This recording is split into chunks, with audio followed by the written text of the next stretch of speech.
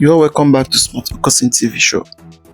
In today's video, the topic title, Israel Prime Minister speak about Biafra and it is exit of Nigeria, Netanyahu new speech.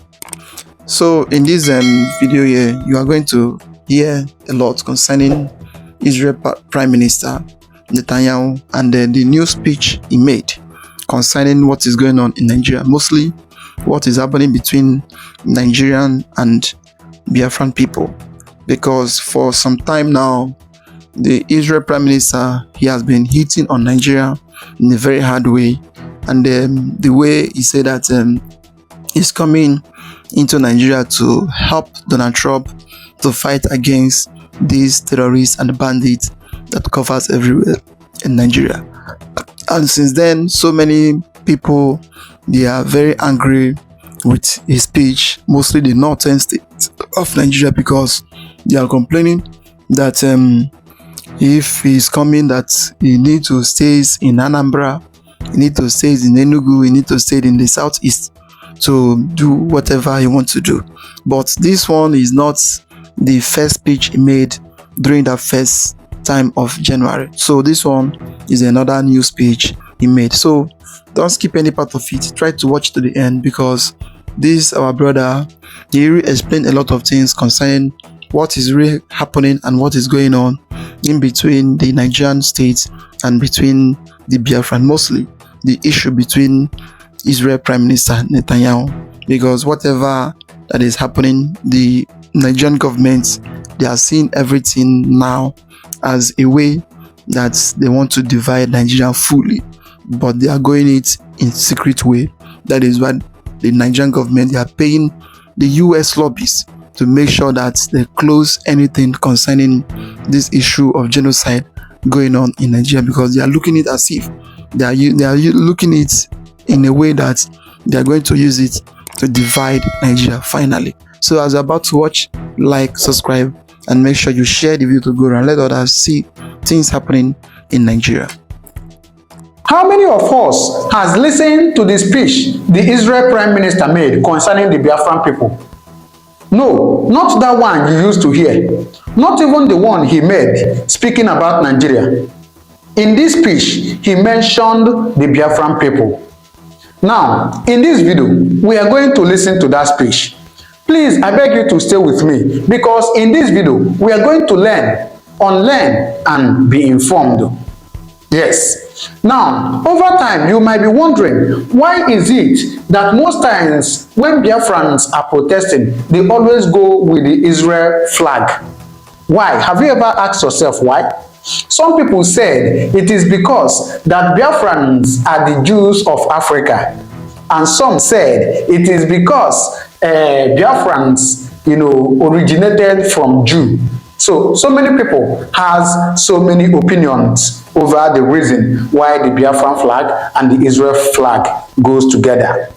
Now, before I tell you anything, I want to play a 5 seconds video for you. Please, I beg you to stay with me, because in this video, we are going to learn, unlearn, and be informed. Please, listen to this short video. Nigeria is a forced union of so many nations in one. Even if no other person agrees to that, ask any Igbo person, ask any Biafran. 99.9% of Igbos today want their own Biafra. Benjamin Netanyahu many years ago was talking about the thing that happened in Biafra, and he mentioned it in his own state address. Biafrans went to war for 3 years with Nigeria because they wanted freedom, and you are here talking about the two-state solution when you have not settled the issue of Biafra. Thanks to our dear brother, Jesse Okechukwu. Please stay with me, because I want to combine what he said with what the Israel Prime Minister said, so that we can understand better. So please stay with me. Now, according to what our brother said, the 3 major things he said in that video is this: that one, Nigeria is a forced union of so many nations in one. I'm very sure you heard him say that. Now, the first question you may ask, why or how is Nigeria a forced union? How? Well, I am planning to make a comprehensive video about this topic, Nigeria being a forced union. I'll make that video and I'm going to post it on this channel just in few days to come. So please make sure you subscribe to this channel if this is your first time coming across my channel. I'm going to make a comprehensive video about this. But then I'm going to give us a hint. Now, Nigeria being a first nation began in 1914. And what happened in 1914? The amalgamation. The amalgamation of the northern and southern protectorate. This amalgamation was when Nigeria became one entity. And this one entity they became was not agreed by all. And for some few Nigerians that were there that signed or agreed to that, they did it on gunpoint. As I said, I'm going to make a comprehensive video about Nigeria being a first nation. And of course, with facts. No be say with facts. We talk with facts. Now, this first nation or this amalgamation, did you know who headed it? A man called Lord Lugard. Lord Lugard was the man who headed the amalgamation of the northern and southern protectorate in Nigeria when Nigeria became one entity in 1914. So I ask you, becoming one under gunpoint, is that a sign of a true nation? Answer that in the comment section. Now, the second thing our brother said is that 99.9 Igbos want Biafra. I'm not going to answer this. I'm going to leave this for you watching. Is it true that 99.9 Igbos want Biafra? Well, from what I have seen, with the way and with the support that man, Mazi Nnamdi Kanu, got, believe in me, I have to believe this. Because 95% Igbos, they honor and believe in that man. In fact, the only people that I've seen that don't believe or that don't honor him are the politicians. So I can say that this is true. I don't know about you. What do you think about it? You can drop your comment in the comment section. Now, the third thing that our brother said is that Benjamin Netanyahu speak about Biafra. Now, is it true? This is where we are landing. Please stay with me. That Benjamin Netanyahu, the Israel Prime Minister, spoke about Biafra. How true is that? Well, here we arrive. Now, from this news, you can see, let me zoom it well. It says, IPOB celebrates as Israel recognizes Biafra. Now, if you remember that just a few weeks ago, the Israel Prime Minister came and, he made a speech talking about the genocide happening in Nigeria. Well, maybe it's because of this news that he made that, that speech. But let's see what he said in this news. Now, according to this news, it says, let me zoom it a bit again. The indigenous people of Biafra, IPOB, has thanked the Israel Prime Minister, Benjamin Netanyahu, for openly recognizing Biafra. All right, let's see. IPOB said it was grateful to Netanyahu for openly acknowledging the genocide committed against the people of Biafra by the Nigerian government. Please stay with me. It went on to say, Biafra was a secessionist state in eastern Nigeria that existed from 30th May 1967 to January 1970. So this 30th May 1967 was the day that Ojukwu declared Biafra, and the war ended in January 1970 when Gowon, said that there is nothing like Biafra. So that is what they mean here, right? Now stay with me. Let's see this. It went on to say, the secession of Biafran region was the primary cause of the Nigerian Civil War, also known as the Biafran War.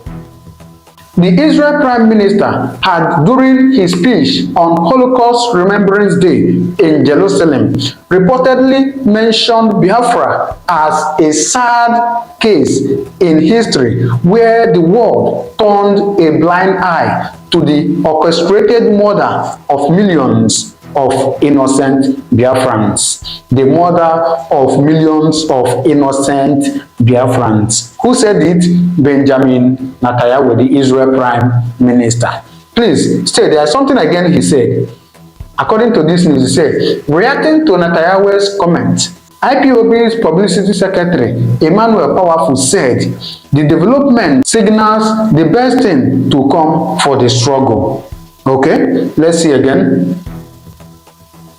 It went on to say, let's see, he noted that without a doubt, this represents one of the greatest achievements of IPOB worldwide under the command structure of our leader, Mazi Nnamdi Kanu. He went on to say, he said, after nearly 50 years of blindfold diplomacy, when Britain actively connived with Nigeria to blind the world to the horrors and atrocities committed by Gowon, Obasanjo, Buhari, et al., the world is slowly waking up to their responsibility of accepting the fact that Britain sponsored the Gowon administration to commit mass murder against Biafrans and Igbos in particular. Now, we have heard what they are saying. Let me stop it here because this news is quite long and I don't want to, waste much of your time. But then, Benjamin Netanyahu has confirmed that the world is, closing their eyes to the atrocities that the Nigerian government committed against the Biafrans. This news was captured from Punch newspaper. So, I'm only the analytic guy for those who may think that I am propagating bad news. This news is from Punch. If you Google it, you are going to see it. Now, what does this have to tell you? That there is a secret war still going on between the Biafrans and the Nigerian people. Make Nigeria one. We don't. Nigeria is not one, and it can never be one. We are different nations tied together by force. We should still be one country, but let everyone govern itself the way he likes. Are you hearing me? Let the Niger Delta have their oil. Let the East have their resources. Let the Yoruba people have their resources. Let the North have their resources. Let them manage their security.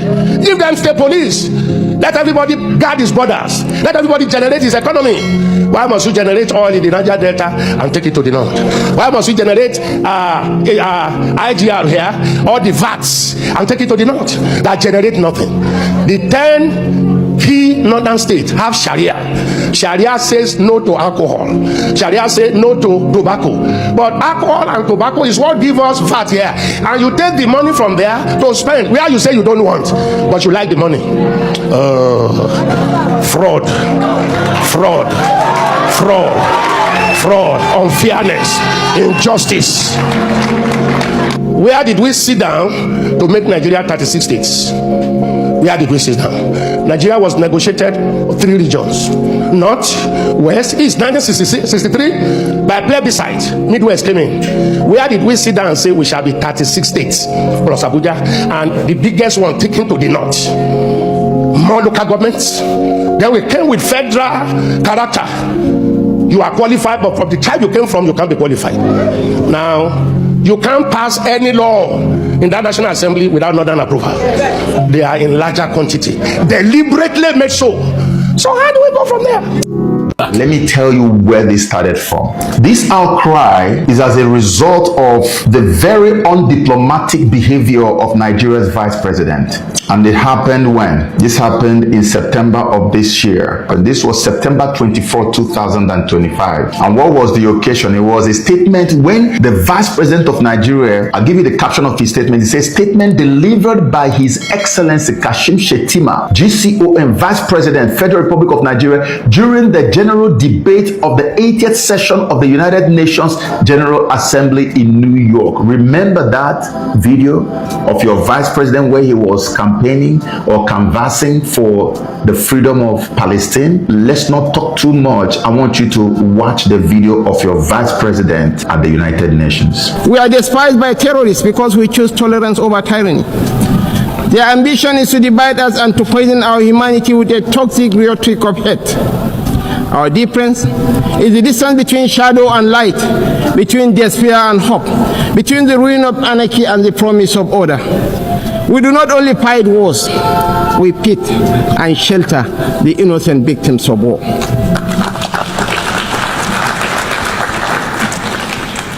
This is why we are not indifferent to the devastations of our neighbors near and distant. This is why we speak of the violence and aggression visited upon innocent civilians in Gaza, the illegal attack on Qatar, and the tensions that scar the wider region. It is not only because of the culture of impunity that makes such acts intolerable, but because our own bitter experience has taught us that such violence never ends where it begins. We do not believe that the sanctity of human life should be trapped in the corridors of endless debate.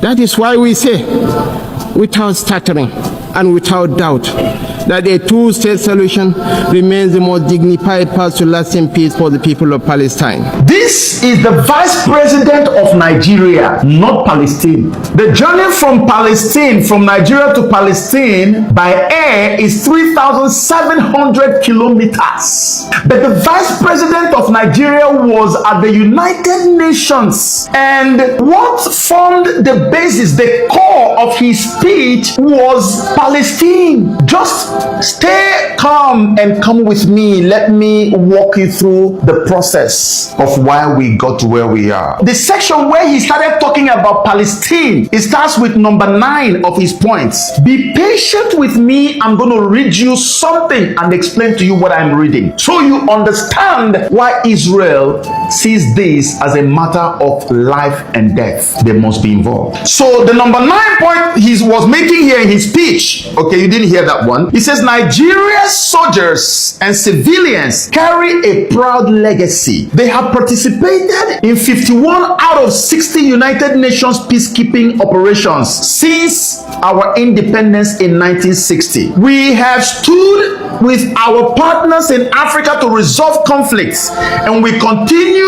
that commitment today through the multinational joint task force. At home, we confront the scourge of insurgency with resolve. From this long and difficult struggle with violent extremism, one truth stands clear: military tactics may win battles measured in months and years, but in wars that span generations, it is values and ideas that deliver the ultimate victory.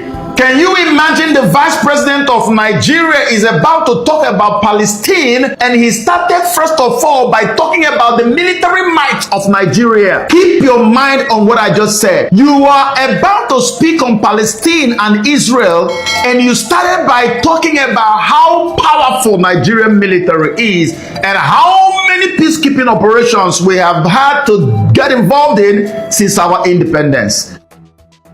Oh yes, this our brother, they have explained a lot of things. They have explained everything the way it is. So there is no need of too much of speech or too much of explanation. I hope that you have seen all what is going on, and that is the main reason why Nigerian government, they are very angry when Netanyahu made that speech that he is coming to Nigeria to fight against those genocide that this government is committing, the genocide that the bandit is committing, and the genocide that the terrorists, they are committing against the Christian and against the people who believe in their faith. So that is why they are very angry, because in all those things that is going on, they have seen where the arrow is going. They have seen where the handwriting is pointing at, and they are seeing everything the way it is going. That is why they don't want Netanyahu to enter into the game between the Nigerian and between this issue of terrorism.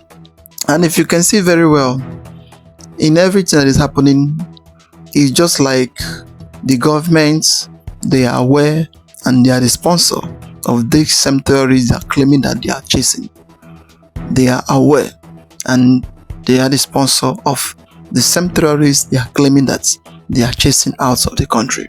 Because down to the background of everything, the people who brought those terrorists, they are the government. the Buhari administration down to Tinubu administration. And then how everything started, it is from the government and to date. And how can the government come up and tell you that is a foreigner that is buying the Christian, that is destroying things, and at the end it is within their self? They know the people that is doing all those things. How can a foreigner enter into your country and start buying your own citizen and you'll be looking at it? And then the issue of forced amalgamation and forced togetherness of this country, you have seen it. So everything concerning this country, it is based on force, and it is based on you must agree or you die. That is it. You must accept my law and you must accept what I do or you die. That is the code. That is the code of this country in any way. And that you must accept is a forced agreement. Nobody in anywhere, nobody in any section, nobody that accepts to become one country. They do everything by force, by force, by force. And when everything happens, somebody somewhere will now wake up and tell you Nigeria will be better. You should pray for Nigeria, that Nigeria should become one. For how many years to date, Nigeria have never become one country till date. So why will somebody force you or be directing you to pray for the unity of this country? Although the other evangelist, pastor, he have already said everything, that Nigeria can never be one.